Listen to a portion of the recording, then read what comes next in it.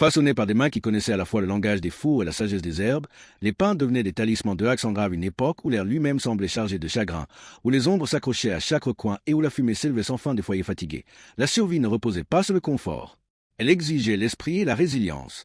Dans ce monde médiéval, la frontière entre nourriture et remède était fragile, se dissolvant comme la brume à l'aube. Un simple pain, rugueux de texture et humble d'apparence, portait en lui des secrets de guérison. Les escargots qui glissaient sur les feuilles perlées de rosée étaient perçus comme de petits réservoirs de rétablissement, tandis que l'odeur âcre et pénétrante de l'ail murmurait des promesses de protection invisibles.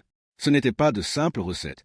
C'étaient des lignes de vie, des dons d'endurance transmis de main en main, nés de la faim, de la peur et de l'espérance. Entrés dans ces ruelles tortueuses et ces marchés bruyants où la lutte pour la vie se tissait de remèdes étranges. Dans la croûte du pain se cachaient des récits de magie et de miséricorde, des histoires non seulement de ventres rassasiés, mais aussi d'esprits réconfortés. À travers les villages lointains et les villes encombrées, le pain était plus qu'une subsistance quotidienne. Il était un vaisseau d'espérance. Guérison. Les feuilles de sauge, censées apaiser les douleurs ardentes, et les graines de fenugrec, réputées calmer les fièvres, trouvaient leur place au milieu de la farine et du feu. Chaque pain était à la fois nourriture et remède, forgé avec courage et dévouement. Imaginez un monde où chaque bouchée portait une promesse, où le pain lui-même murmurait un soulagement aux âmes fatiguées. Privées de la portée de la science moderne, les populations se tournaient vers la terre pour trouver du réconfort, tissant du thym, de la marjolaine et d'innombrables herbes dans leurs pâtes. Le pain devenait plus que de l'aliment. Il se transformait en un discret gardien de la santé, un héros du quotidien où la pharmacie de la nature rencontrait la chaleur de la cuisine. Les boulangers de ces pains étaient plus que des artisans, ils étaient des alchimistes. Avec leur mortier et leur pilon, ils broyaient feuilles et graines, gardant leur mélange secret aussi jalousement qu'un trésor. Trop peu d'herbes signifiait faiblesse. Trop, c'était l'amertume ou même le danger. Mais lorsqu'elles étaient équilibrées avec soin, les miches naissaient comme une parfaite harmonie de saveurs et de fonctions. Des légendes sortirent de ces fours. Les villages racontaient les vertus des pains à la sauge qui rendaient la force, ou des pains aux fenouil qui redonnaient vie aux mères épuisées après l'accouchement. Ces récits se tissèrent dans le folklore, liant le pain à la survie et à la santé. Mais le pain n'était pas seulement un remède, il était aussi sacré. Il trouvait sa place dans les rituels, béni par les prêtres, partagé lors des festins, tenu comme une nourriture pour le corps autant que pour l'âme. La foi en son pouvoir dépassait la faim et la maladie, pénétrant jusque dans le domaine de la dévotion. Les chroniqueurs ancrèrent ces récits dans les pages de l'histoire. Des histoires de peste repoussées par de simples pains, de communautés entières sauvées par ce qui semblait n'être qu'une croûte. Et pourtant, même dans le pain, la fracture des classes apparaissait. Pour les paysans, les pains grossis aux herbes étaient des cordes de survie. Pour les nobles, de délicates pâtisseries cachaient leurs propres remèdes sous des croûtes dorées. Différents dans la forme, mais liés par la même vérité, le pain était l'encre qui maintenait une société fragile ensemble. L'héritage du pain médicinal médiéval murmure encore jusqu'à nous. Dans sa croûte se cache une leçon intemporelle, la puissance de la guérison naturelle et la sagesse de la prévention. Ce qui paraissait autrefois superstition reflète aujourd'hui les fondations même du bien-être moderne où nourriture et remède avancent à nouveau main dans la main. En revisitant ces anciens pains, nous entrevoyons un monde où l'art culinaire et le savoir des herbes fusionnaient en quelque chose de plus grand, une étincelle précoce de guérison holistique que beaucoup cherchent encore aujourd'hui. À première vue, ces pains pouvaient sembler absurdes, voire ironiques. Pourtant, leur existence révélait un courage remarquable, une détermination à survivre avec les dons que la nature offrait. Même les pains les plus étranges, infusés d'herbes inhabituelles comme le chindula, devenaient à la fois nourriture et remède. Dans leur simplicité se cachait une étonnante complexité, transformant ces miches en symboles de foi et de résilience. À travers elles, les gens trouvaient réconfort et même émerveillement, plaçant leur confiance dans ce qui paraissait les plus improbables des alliés. Chaque miche parfumée d'herbes, transmise à travers les épreuves, nous invite à honorer la résilience de nos ancêtres. Ces pains humbles résonnent comme l'écho de la volonté inébranlable de l'humanité à survivre face aux ténèbres et au désespoir. Ils nous rappellent que la survie est autant un art qu'un combat et que le pain, simple mais profond, est devenu un vaisseau d'espérance, un emblème durable d'innovation. Et pourtant, le pain n'était qu'un fil dans cette vaste tapisserie de guérison. Avançons maintenant dans la brume enfumée des rues médiévales. Les pavés ruissellent sous la pluie, l'air est lourd de l'odeur du bois brûlé, et parmi ce monde rude rampe une créature insignifiante en apparence, l'escargot. Pour nous, il peut sembler dérisoire, mais pour ces siècles anciens, il était un trésor minuscule. Sa trace scintillante était perçue comme porteuse de mystères de guérison, et sa lenteur résiliente comme un symbole de force. À une époque où la médecine relevait davantage du rituel que de la science, l'escargot gagna une place sacrée dans les bocaux des apothicaires. Les guérisseurs croyaient que sa barbe apaisait les brûlures, calmait les peaux enflammées et éloignait les infections. Alors, avec patience, les apothicaires faisaient ramper les escargots sur des pierres rugueuses jusqu'à ce qu'ils libèrent leurs précieuses sécrétions. Le procédé était brut, mais ingénieux, né de la nécessité et de la confiance dans les discrets présents de la nature. Ce baume translucide était appliqué sur les plaies comme une prière murmurée. Parfois, on y mêlait des herbes, créant des potions à la fois remède et charme, un mariage de pragmatisme et de foi. Dans un monde où la pestilence se cachait à chaque coin de rue, même la plus faible lueur de soulagement devenait sacrée. La place de l'escargot ne se limitait pas aux tables des guérisseurs. Les étals des marchés en regorgeaient, car riches et pauvres recherchaient sa valeur. Les paysans les ramassaient dans les jardins, les nobles les réclamaient autant pour leur cuisine que pour leurs remèdes. Cette demande universelle liait les classes, enseignant de précoces leçons d'équilibre. Prélever trop, et les escargots disparaîtraient. Récolter avec sagesse, et ils perdureraient. Des histoires naquirent autour d'eux. Leurs coquilles spirales inspirèrent des mythes, leurs pales en devinrent des métaphores, leurs traînées de bave furent vues comme des chemins magiques laissés par la nature elle-même. Dans les manuscrits enluminés comme dans le folklore murmuré, l'escargot voyagea de nuisances à guérisseurs, de créatures de boue à porteurs de miracles. Aujourd'hui, nous les voyons revenir dans les soins de luxe et les traitements de bien-être. Mais en vérité, le don de l'escargot fut d'abord découvert dans ces jours sombres du Moyen-Âge. Son histoire est celle de la résilience, rappelant que la sagesse se cache parfois dans les plus petits et les plus lents des lieux, scintillant faiblement sur un pavé, attendant des yeux capables de voir. Aujourd'hui, les escargots ont rampé de nouveau dans le monde moderne du bien-être et des cosmétiques de luxe, leurs traces étincelantes à nouveau perçues comme des vaisseaux de guérison. Ce qui n'était autrefois qu'un humble remède de cuisine, dans les villages enfumés, réapparaît désormais dans des laboratoires perfectionnés, transformés en sérum promettant jeunesse et régénération. Par un étrange retournement du destin, la même substance que les paysans utilisaient pour apaiser des brûlures est désormais vendue comme un joyau d'indulgence, preuve que la sagesse ancienne attend souvent dans l'ombre, prête à être redécouverte. L'histoire de l'escargot reflète celle des hommes qui y croyaient, résilients, adaptatifs et refusant de se rendre face au désespoir. Chaque pot de bave, chaque remède murmurant, témoignait non seulement de la superstition mais aussi de l'instinct de survie.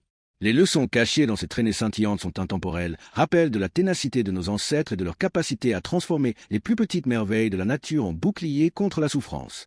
Alors que la science moderne dévoile peu à peu les mystères de la bave d'escargot, elle construit un pont entre passé et présent. Ce qui appartenait autrefois à la foi et au folklore est désormais étudié sous le microscope, confirmant que même les découvertes les plus modestes peuvent porter des vérités qui résonnent à travers les siècles. Les escargots, silencieux et discrets, poursuivent leur lente marche en maîtres de résilience. Comme leurs traces luisant faiblement sous la lune, la sagesse peut apparaître dans les lieux les plus inattendus, à condition d'avoir les yeux pour la reconnaître. Mais les escargots n'étaient pas les seuls guérisseurs étranges de l'âge médiéval. Sous les eaux frémissantes des rivières et des marais, une autre créature se glissait dans le domaine de la médecine, l'anguille. Élégante, insaisissable et mystérieuse, cette habitante des eaux captivait l'imagination des pêcheurs comme des guérisseurs. Dans l'esprit médiéval, les anguilles étaient bien plus que de la nourriture. Elles étaient des vaisseaux vivants de vitalité, censés porter des pouvoirs cachés tirés des courants des eaux qu'elles habitaient.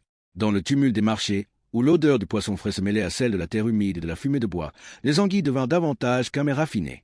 Elles gagnèrent le statut de médecine, des bandages étranges, offerts par la nature, destinés à combler l'espace fragile entre le désespoir et l'espérance.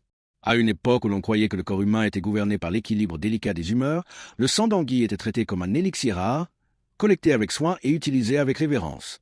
Bien que la science moderne puisse sourire devant de tels remèdes, pour ceux qui luttaient dans l'ombre des maladies, le sang d'anguille semblait miraculeux. Épais et visqueux, parfois mélangé à des herbes, il était appliqué sur les plaies comme remède et comme réconfort. Peut-être guérissait-il peu en réalité, mais il offrait aux souffrants un baume psychologique, la croyance que la nature elle-même ne les avait pas abandonnés. Les anguilles n'étaient pas confinées à la superstition. Elles représentaient aussi nourriture, commerce et rituel. Le long des rivières et des côtes, on les pêchait avec adresse et patience, transformant chaque prise en source de subsistance et en remède. Les monastères, conscients de leur valeur, contrôlaient souvent les pêcheries, liant foi, économie et survie. Pour les paysans, elles étaient une nécessité quotidienne. Pour la noblesse, elles incarnaient prestige et mystère. Pour tous, elles étaient plus que de simples créatures. Elles étaient des symboles d'endurance, glissant silencieusement entre le monde du banal et celui du magique. Pour les paysans de l'Europe médiévale, les anguilles n'étaient pas des luxes mais des corps de survie. Tirées des rivières et des marais, elles offraient une source accessible de protéines aux familles qui manquaient souvent de tout. Leur sang, étrange usage pour nous, était mis au service de la médecine populaire. Un fil de plus dans le fragile filet de la survie. Pour la noblesse, en revanche, les anguilles étaient bien plus que des aliments. En manger, c'était afficher richesse, raffinement et une part de mystère. Sur les tables de banquets, parées de coupes dorées et de nappes brodées, les anguilles apparaissaient comme des mets exotiques, symboles de sophistication et de savoir secret. Leur corps lisse, autrefois frétillant dans les filets, reposaient désormais sur les plateaux d'argent, murmurant le pouvoir de l'homme à dompter les secrets de la nature. Les textes médiévaux entretenaient cette aura, racontant des histoires d'anguilles capables d'absorber la maladie et de guérir l'esprit. Leur cycle mystérieux de disparition et de retour les élevait au rang de créatures de merveille, à mi-chemin entre le naturel et le mystique. Pour une société obsédée par les forces invisibles, l'anguille était à la fois guérisseuse et énigme. Et pourtant, au fil des siècles, le regard de la science s'aiguisa. Là où les guérisseurs voyaient des miracles, la compréhension moderne ne vit que mythe. Le sang d'anguille ne contenait aucun remède caché, aucune vitalité sacrée. Mais ces pratiques révèlent quelque chose de profond non pas sur la médecine, mais sur l'esprit humain. Elles témoignent de notre désir inlassable de survivre, de notre volonté de saisir l'inconnu dans notre guerre contre la mort. Les rivières continuaient de couler et le temps poursuivit sa marche. Avec l'aube de la Renaissance et la naissance de la médecine empirique, l'anguille disparut silencieusement des étagères des apothicaires. Elle resta dans les cuisines et le folklore, chérie pour son goût et ses traditions, mais ne fut plus considérée comme guérisseuse. Son déclin marqua une transition d'un monde gouverné par la foi mystique à un monde façonné par l'examen scientifique. Et pourtant, l'anguille demeure comme symbole. Son histoire nous rappelle le courage des générations passées, leur ingéniosité face au désespoir. Bien que ces remèdes n'aient été que des murmures collants de superstition, ils sont gravés à jamais dans l'histoire de la guérison. Mais toutes les pratiques médiévales n'étaient pas aussi inoffensives. Certaines franchissaient la frontière du macabre et du grotesque. Parmi les plus glaçantes figurait l'usage du sang humain comme remède. Ce n'était pas une légende obscure, mais une réalité. Dans des tentatives désespérées de soigner des maladies telles que l'épilepsie, hommes et femmes se tournaient vers ce qu'ils croyaient être l'essence même de la vie, le sang. Le tabou du cannibalisme pesait lourdement, mais le désespoir dépassait souvent la morale. Le sang des criminels exécutés était le plus recherché. Pour beaucoup, on croyait que ces âmes condamnées, ayant déjà subi le châtiment divin, portaient en elles une force puissante, une essence assez forte pour guérir. Ainsi, les exécutions ne furent plus seulement des spectacles de justice. Elles devinrent de sinistres marchés où la survie se nourrissait des restes des damnés. Certains buvaient le sang encore chaud dans l'espoir d'absorber force et rédemption. D'autres le cuisinaient dans d'horribles tourtes de sang, mêlant nourriture et tabou dans leur lutte désespérée contre la mort. Les chroniqueurs consignèrent ces rituels macabres avec un mélange de fascination et d'horreur. Dans les villes frappées par la peste, des âmes désespérées se rassemblaient sous les gibets, attendant de recueillir les gouttes écarlates comme si elles étaient des élixirs de vie. Ce qui avait commencé comme un remède devint rituel. Des cérémonies furent accomplies autour du sang, des incantations murmurées afin d'en libérer la puissance cachée, son rôle symbolique de passerelle entre la vie et la mort. C'était de la médecine, mais aussi de la magie. Une ultime tentative frénétique contre la mortalité. C'était un temps où l'on croyait que les chuchotements des prières et les murmures des incantations pouvaient invoquer le pouvoir des morts, imprégnant le sang humain d'une force supérieure à la chair. Pourtant, ces rituels entraient en conflit avec les enseignements de l'Église, qui les dénonçaient comme hérétiques. Mais le désespoir l'emportait souvent sur la doctrine. Tandis que les prêtres tonnaient depuis les chairs, dans l'ombre, le peuple cherchait un salut que l'Église ne pouvait jamais approuver. Ainsi, l'Europe médiévale devint un champ de bataille des croyances où la religion officielle et les coutumes clandestines coexistaient. Les exécutions publiques, mises en scène comme des purifications morales, se transformèrent en marchés macabres. Sous les gibets, des âmes désespérées patientaient, convaincues que la mort contre nature des criminels avait infusé leur sang d'un pouvoir étrange et curatif. Dans des échanges furtifs, les bourreaux devinrent des marchands malgré eux, leur travail sordide se changeant en un service inattendu de survie. Et bien que choquantes pour nous aujourd'hui, ces pratiques n'étaient pas uniques à l'Europe. À travers les cultures et les siècles, le sang a souvent été utilisé dans des rituels de force, de purification ou de fraternité. Mais dans le monde médiéval, les tourtes de sang se distinguaient, mélange grotesque de nourriture et de médecine, symbole de la manière dont la nécessité pouvait brouiller les frontières sacrées entre vie et mort. Le sang devint plus qu'un fluide. Il était un pont entre deux mondes, un talisman de survie dans une époque hantée par la violence et la maladie. Science et superstition marchaient main dans la main. Les médecins parlaient d'humeur, d'équilibre et de vitalité, tandis que le peuple s'accrochait à l'espoir contenu dans chaque goutte écarlate. Parfois, on croyait même voir des résultats, de petites améliorations chez les malades qui, bien que probablement dû à l'effet placebo, renforçaient la foi dans le pouvoir guérisseur du sang. Le corps du criminel condamné portait une signification double. Pour la société, il était pécheur, symbole de déviance. Pour les malades désespérés, il était salut incarné, un bouc émissaire dont le châtiment même pouvait renfermer la médecine. Dans ce curieux mélange de justice et de guérison, la morale pliait sous le poids de la survie. Même les cuisines participaient à ce sombre héritage. Les boulangers, souvent sans le savoir, devinrent des alchimistes de désespoir, incorporant du sang dans la pâte, dissimulant le remède dans la nourriture.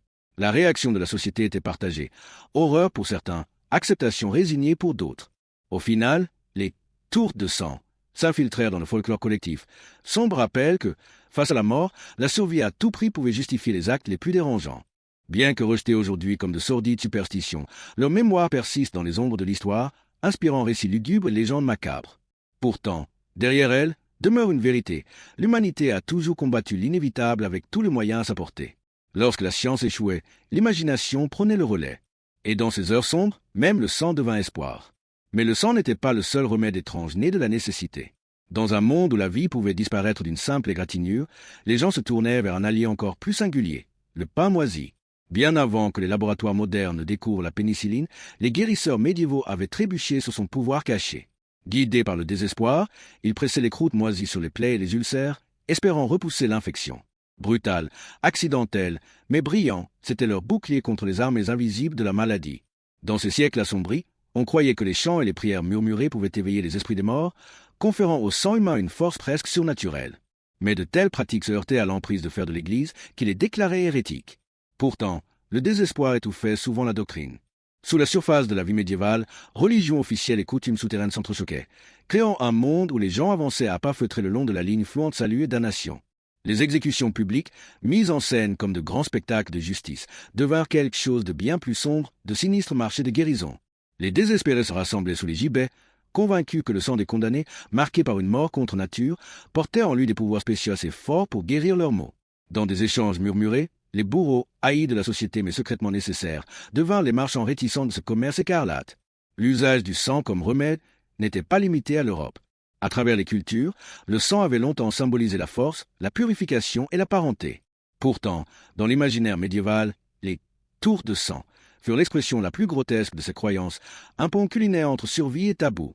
Le sang lui-même devint plus qu'un simple fluide. Il fut perçu comme un lien entre deux royaumes, la vie et la mort, un fil fragile d'espérance dans une époque hantée par la maladie et la violence. Science et superstition se mêlaient sans heurts, les médecins parlant d'humeur et d'équilibre, tandis que le peuple ordinaire s'accrochait à l'idée qu'une seule goutte pouvait faire pencher la balance entre vie et perte.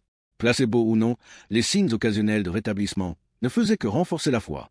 Le criminel condamné, autrefois symbole de déviance, devint paradoxalement un vaisseau de salut. Son corps, au nid de son vivant, se transformait en un étrange pharmaco, un bouc émissaire dont la punition était censée libérer une guérison cachée. Dans ce paradoxe, châtiment et médecine marchaient main dans la main, reflet obsédant de la manière dont la survie pouvait déformer la morale. Même les cuisines des boulangers se transformèrent en laboratoires involontaires. Le sang était incorporé à la pâte, changeant le pain en alchimie.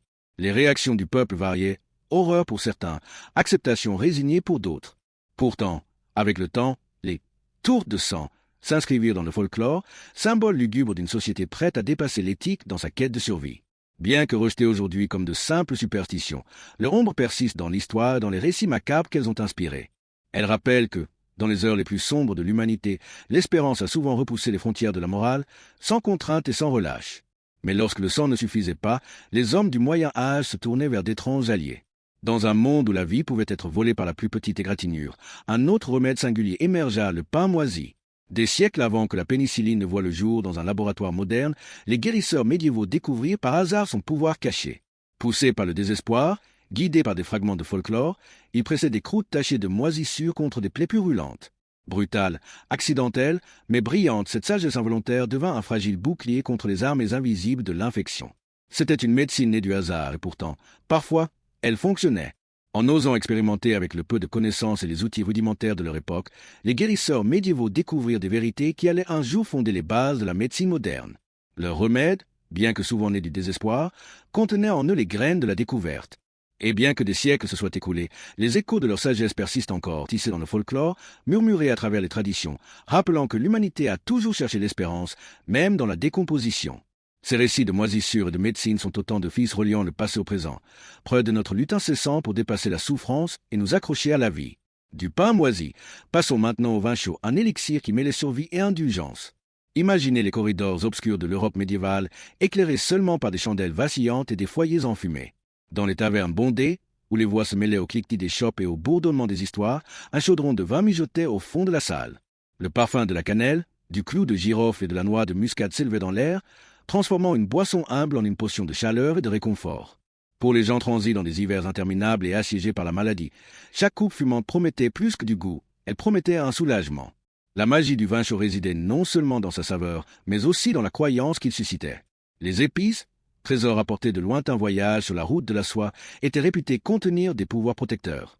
On murmurait que la cannelle protégeait contre la peste, que la noix de muscade éveillait la vitalité et même le désir.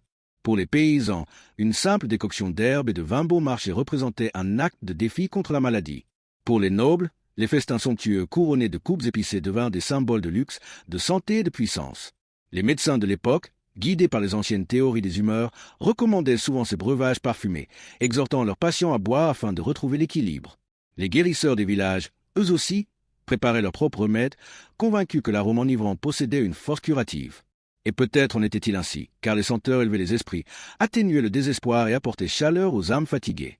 Dans les cours royales, le vin épicé portait une autre forme de magie. Ses parfums s'élevaient au-dessus des banquets, se mêlant au rire et à la musique, transformant les rassemblements en triomphe de culture et de connexion. Les médecins du roi renforçaient ces croyances, proclamant que ce breuvage était à la fois une indulgence et une protection.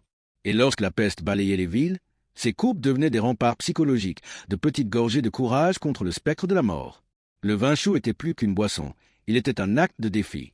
C'était un réconfort enveloppé dans un rituel, un rappel que même dans les hivers les plus rudes de l'existence, l'humanité trouvait des moyens de partager la chaleur. Dans les tavernes comme dans les châteaux, nobles et paysans levaient leurs coupes ensemble, unis par le même désir, celui de survivre.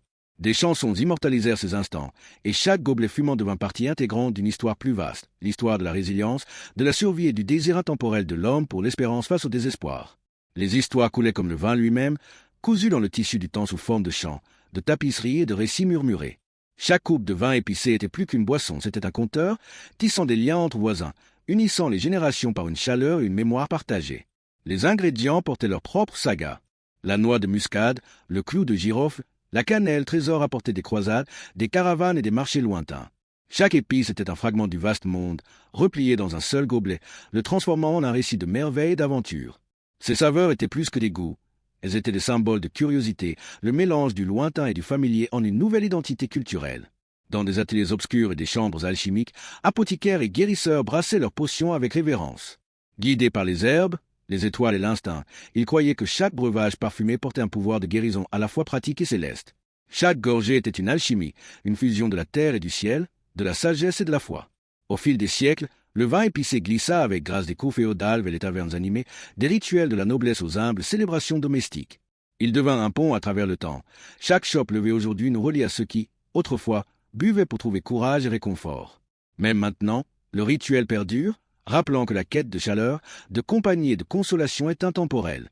Dans le calendrier médiéval, le vin chaud n'était pas simplement une boisson mais un rythme de vie. Les réjouissances hivernales, les festins des moissons et les fêtes religieuses pulsaient de son parfum, unissant la dévotion à l'indulgence. Dans les tavernes comme dans les châteaux, les gobelets passaient de main en main, liant paysans et nobles dans une célébration commune. À travers les âges, le vin épicé continua de chanter sa chanson parfumée, un héritage de résilience, de guérison et de joie qui nous invite encore aujourd'hui à lever une coupe et à nous souvenir. Pourtant, au milieu de cette chaleur et de ces célébrations, l'obscurité n'était jamais loin. Dans les recoins ombragés de l'Europe, la peste noire balaya le continent telle une tempête, sa présence suffocante et impitoyable. Le XIVe siècle devint une ère définie par le fléau, où des villes entières se turent sous le poids de la décomposition. L'air empestait la mort, la peur rôdait dans chaque rue, et les survivants s'accrochaient désespérément au moindre fragment de salut. C'est dans ce monde de désespoir que l'ail s'éleva comme un héros improbable. Un bulbe humble, piquant d'odeur et commun dans les cuisines, il devint un symbole de défi contre les ennemis invisibles. Son arôme pénétrant était censé repousser les miasmes mortels qui portaient la peste, sa présence devenant un talisman de protection. Des étagères des apothicaires aux prescriptions des médecins, l'ail fut salué comme un gardien polyvalent. Consommé avec du vinaigre ou du miel, suspendu au-dessus des portes, glissé sous les oreillers ou porté en guirlande, il était censé protéger à la fois le corps et l'esprit. Le folklore l'entoura de puissance, racontant des histoires de ceux qui osaient s'aventurer dans les rues ravagées par la peste avec pour seule défense l'ail, et qui en revenaient indemnes. Ici, mythe et réalité se confondirent. L'ail n'était plus seulement un aliment, il était foi, espoir et survie concentrés dans une simple gousse. L'ail n'était jamais seulement un assaisonnement, il devint un compagnon, un bouclier et un acte silencieux de défi contre le désespoir. Dans les cuisines de l'Europe médiévale, on le mélangeait au ragoût et au bouillon non seulement pour leur donner du goût, mais aussi pour les fortifier. Chaque bouchée était censée renforcer le corps et l'esprit, une ration quotidienne de courage contre la main rampante de la mort. Pour les pauvres, l'ail représentait le salut, bon marché, accessible et puissant dans sa simplicité. Tandis que les nobles se tournaient vers des remèdes exotiques et coûteux, le peuple s'appuyait sur l'ail comme sur un allié fidèle. C'était leur arme de survie, poussant librement dans la terre, répondant à la fois à la faim et à la peur. Les chroniques médiévales regorgent de ses usages. Scribes, herboristes et guérisseurs notaient tout son efficacité. Dans les trousses de soins envoyées à ceux qui s'occupaient des pestiférés, l'ail figurait constamment, salué comme l'un des plus protecteurs contre la maladie. Sa résistance faisait écho à celle des hommes. Les familles voyaient dans sa croissance obstinée le reflet de leur propre lutte. Il devint une métaphore de l'endurance, inscrit dans des fresques, chanté par les ménestrels, intégré au folklore comme un symbole de survie. Porteur de l'ail, c'était proclamer l'espérance. En manger, c'était absorber la force elle-même. Même lorsque les villes se relevaient des ravages de la peste, l'ail demeurait un lien entre les horreurs du passé et l'endurance du présent. Et sa renommée ne se limitait pas à l'Europe. À Byzance et au Proche-Orient, l'ail était honoré pour ses vertus. En Asie, on le vénérait comme purificateur réchauffant, un nettoyeur du corps et de l'esprit. Des cultures qui ne s'étaient jamais croisées partageaient pourtant la même révérence, preuve qu'au-delà des frontières et des siècles, la quête de santé humaine avait trouvé une racine commune. L'ail n'était pas seulement européen, il était universel. La science moderne allait un jour en percer les mystères, découvrant l'allicine et d'autres composés responsables des effets même auxquels les médiévaux croyaient. Ce qui jadis passait pour superstition est aujourd'hui validé par les laboratoires. L'ail est antibactérien, antiviral et véritablement médicinal. Bien que les paysans et les guérisseurs d'autrefois ne puissent nommer la chimie, leur instinct n'était pas trompeur. Ils avaient saisi des fragments de vérité cachés dans le monde naturel. L'ail perdure aujourd'hui encore, à la fois dans les cuisines et dans les cliniques, un pont vivant entre le folklore et la science. Des ragoûts rustiques aux revues scientifiques, ils portent la même leçon, résilience, ingéniosité et volonté intemporelle de survivre. Pourtant, l'ail ne fut pas la seule plante à captiver l'imagination médiévale. Dans les recoins obscurs de la tradition herboriste, une plante s'éleva au-dessus de toutes les autres, la mandragore. Ses racines, noueuses et tordues en formes étranges qui semblaient presque humaines, en faisaient un symbole vivant de mystère et de peur. Les légendes avertissaient que, lorsqu'on l'arrachait de la terre, la mandragore poussait un cri, un hurlement si terrible qu'il pouvait plonger un homme dans la folie, voire dans la mort. Qu'il fût mythe ou réalité, ce récit conférait à la plante une aura à la fois terrifiante et sacrée. Enveloppée de superstitions, la mandragore était vénérée pour ses prétendus pouvoirs. On disait qu'elle offrait protection, suscitait des visions et chassait les esprits malins que l'on croyait responsables des maladies. Médecins et mystiques la recherchaient, non seulement pour sa magie mais aussi pour ses propriétés bien réelles. La capacité d'engourdir la douleur, d'endormir profondément les patients, de provoquer un état de transe. Pour certains, c'était une guérison, pour d'autres, une porte entr'ouverte vers des royaumes au-delà du voile mortel. La mandragore n'était pas simplement une plante, elle était une clé de guérison, de mystère, de cette frontière floue entre médecine et magie. Elle vivait dans ce crépuscule étrange entre crainte et révérence, une plante à la fois redoutée et convoitée. Son existence même peignait le portrait d'une société qui ne voyait pas la médecine et la magie comme des contraires, mais comme des fils du même métier à tisser, brodant des récits aussi merveilleux qu'inquiétants. La récolte de la mandragore était un rituel en soi, mi-superstition, mi-survie. Les cueilleurs, redoutant son cri légendaire, attachaient souvent une corde à sa tige et en fixaient l'autre extrémité à un chien fidèle. D'un coup sec, la racine était arrachée, épargnant aux oreilles humaines la folie censée s'en suivre. Si étrange que cela paraisse, de telles pratiques reflétaient une vision du monde où chaque recoin de la terre palpitait de forts invisibles, où même les racines étaient investies d'une signification spirituelle. Une fois arrachée de la terre, la mandragore était transformée en potion qui promettait à la fois guérison et révélation. Ces breuvages pouvaient apaiser la douleur, mais ils étaient aussi capables de susciter des visions, des portes ouvertes, croyait-on, vers des royaumes divins ou des vérités d'un autre monde. Pour ceux qui recherchaient la communion cosmique, la mandragore était une clé. Mais comme toute clé, elle pouvait ouvrir des portes qu'il valait mieux laisser closes. Les médecins l'abordaient avec une extrême prudence, conscients que le salut et la souffrance n'étaient séparés que d'un souffle. La réputation plus sombre de la plante se répandait par les murmures de sorcières qui mélangeaient la mandragore dans des bols d'enchantement, confectionnant des filtres d'amour ou des incantations destinées à asservir les cœurs. En une époque hantée par la peur de l'occultisme, la mandragore devint un accessoire dans les pièces de morale, sa racine tordue rappelant les dangers d'une ambition sans limite, d'un savoir manié sans conscience. Ces récits reflétaient l'angoisse profonde de l'Europe médiévale, la crainte qu'une sagesse cachée, si elle était détournée, ne précipite l'âme dans la ruine. Pourtant, la mandragore n'était pas toujours un démon. Dans les foyers, soigneusement enveloppée et conservée, elle servait de talisman contre les tempêtes, les esprits et la maladie, un gardien silencieux reposant dans un coin, à la fois plante et protecteur. Son existence double, à la fois guérisseuse et inquiétante, reflétait l'esprit médiéval lui-même, prêt à embrasser le paradoxe sans crainte. Aux mains des chirurgiens, la mandragore devint inestimable. Ses propriétés anesthésiantes offraient l'un des premiers outils pour atténuer les tourments des interventions. Des recettes de potions sédatives subsistent dans les textes anciens, marquant des pas hésitants mais significatifs vers la gestion de la douleur. Pourtant, chaque gorgée comportait un risque, la fine frontière entre remède et poison n'était jamais bien loin. La mandragore trouva aussi une place dans le sacré.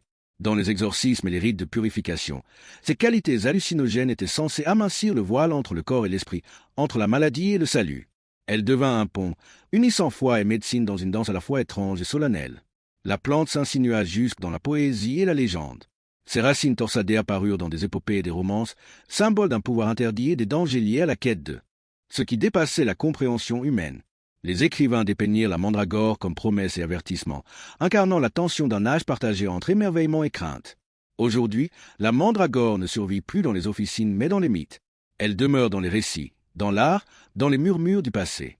Elle est une relique de l'imaginaire, un rappel d'un temps où la curiosité et le désespoir liaient l'humanité aux dons les plus étranges de la nature. Dans ses racines, nous entrevoyons à la fois l'ingéniosité et la terreur d'un peuple qui cherchait la guérison dans l'ombre, n'ayant pas peur de saisir les mystères qui oscillaient entre remèdes et malédictions. Le esturgeon ne nageait pas seulement dans les rivières, mais aussi dans les légendes, un emblème vivant de l'obsession humaine pour le pouvoir, le mystère et la guérison. Dans les voies d'eau médiévales de l'Europe, ces léviathans d'eau douce avançaient avec une grâce ancienne, suscitant l'émerveillement de ceux qui les apercevaient. Ils étaient des créatures de rareté et de grandeur, à la fois subsistance, spectacle et symbole. Pour la noblesse, l'esturgeon était bien plus qu'un aliment. C'était un théâtre. Imaginez une grande salle baignée de lueurs de chandelles, où seigneurs et dames, drapés de soieries, s'asseyaient dans un air alourdi de musique et d'anticipation murmurée. Puis, avec révérence, des serviteurs apportaient à un esturgeon son vaste corps luisant, orné d'épices, d'herbes et peut-être d'un filet de vin chaud. L'arôme montait jusqu'aux poutres, portant avec lui un sentiment de triomphe. La rareté de la capture d'un tel monstre reflétait l'exclusivité de sa consommation. Festoyer autour de l'esturgeon, c'était proclamer sa domination sur les plus grands trésors de la nature. Mais son attrait dépassait le goût ou le luxe. L'esturgeon s'entremêla au mythe et à la médecine. Manger la chair d'une créature aussi ancienne, aussi résistante, revenait à croire que l'on pouvait hériter de sa force, de son endurance, voire de sa longévité. Des rumeurs se répandirent, affirmant que le poisson pouvait éloigner le malheur, car l'esturgeon lui-même nageait toujours à contre-courant, parabole vivante de la persévérance et du triomphe. Ces trésors ne s'arrêtaient pas à sa chair. Son œuf, perle noire luisant des rivières, était convoité au-delà de toute mesure. Salé et conservé, il devint plus qu'un aliment, une monnaie, un luxe cristallisé en billes. Partager le caviar, c'était négocier, sceller des alliances, unir promesses et saveurs. Chaque perle éclatante parlait de pouvoir, de prestige et de continuité. Le rôle de l'esturgeon ne se limitait pas aux tables des banquets. Les apothicaires estimaient sa chair et son huile, croyant qu'elle pouvait redonner de la vitalité aux faibles, apaiser les articulations douloureuses et calmer les troubles de la peau. La fertilité, préoccupation constante de la vie médiévale, trouvait un symbole dans les œufs innombrables de ce poisson. Un esturgeon gravide était vénéré comme un emblème de nouvelle vie, son abondance se transformant en espoir d'enfants dans des foyers où la survie dépendait des héritiers. Le consommer n'était pas une simple indulgence mais un rituel, un acte cosmique qui mêlait appétit et prière. Sa présence résonnait dans l'art et les récits. Les esturgeons furent sculptés dans la pierre des cathédrales, peints dans les manuscrits et célébrés envers comme des créatures à la fois terrestres et sublimes. Chasser l'un d'eux était comparé à une quête noble, un acte de vaillance et de grâce. Des lois furent même promulguées pour protéger ces poissons, précurseurs des efforts de conservation, reconnaissant que leur majesté était trop rare, trop précieuse pour être gaspillée.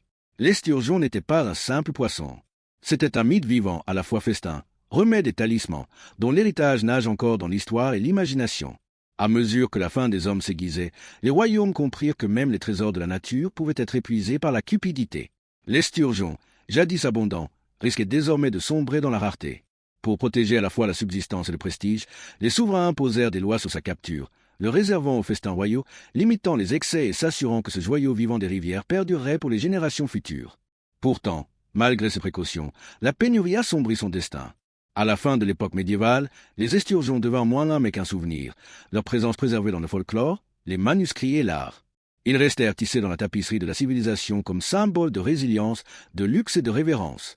Aujourd'hui encore, leur héritage ondule à travers le temps, inspirant les efforts modernes de conservation, nous rappelant que le lien de l'humanité avec la nature est à la fois fragile et éternel. Des rivières, tournons-nous vers les vergers. Des puissants léviathans des eaux aux délicates fleurs de l'amandier. Dans le patchwork de l'Europe médiévale, où la nécessité engendrait l'invention, le lait d'amande émergea à la fois comme nourriture et comme symbole. Le lait animal étant rare et les saisons capricieuses, on se tourna vers l'amandier, dont les branches prospéraient sous le soleil méditerranéen. Réduites en poudre et mêlées à de l'eau, les amandes devinrent quelque chose de nouveau, du lait. Pâle et nourrissant, qui portait en lui non seulement la subsistance mais aussi l'esprit. Le lait d'amande était bien plus qu'un simple substitut au lait de vache. On le louait pour sa force et son équilibre, riche en huile, en protéines et en propriétés curatives. Les guérisseurs l'intégraient à leur remède, guidés par la médecine immorale, croyant qu'il refroidissait le corps et apaisait les tempêtes intérieures. Dans les monastères, il devint un or précieux durant les périodes de jeûne, lorsque viande et produits laitiers étaient interdits. Le lait d'amande servait de pont discret entre l'abstinence et l'indulgence, offrant un réconfort sans péché. Son rôle dépassait la médecine et la nécessité. Dans les cuisines, il devint une toile pour la créativité. Les chefs l'incorporaient dans des sauces délicates, le pliaient dans des confiseries sucrées et le transformaient en blanc-manger un plat d'amandes, de sucre et de viande. Tendre, célébré autant dans les festins nobles que sur les tables modestes. Sa texture crémeuse murmurait des promesses de satiété à travers toutes les classes, démocratisant la nutrition même si les amandes elles-mêmes restaient un luxe. Les routes commerciales transportèrent les amandes vers le nord, les tissant dans l'histoire culinaire et culturelle de l'Europe. À chaque cargaison, le lait d'amande gagnait du terrain non seulement comme aliment mais aussi comme symbole.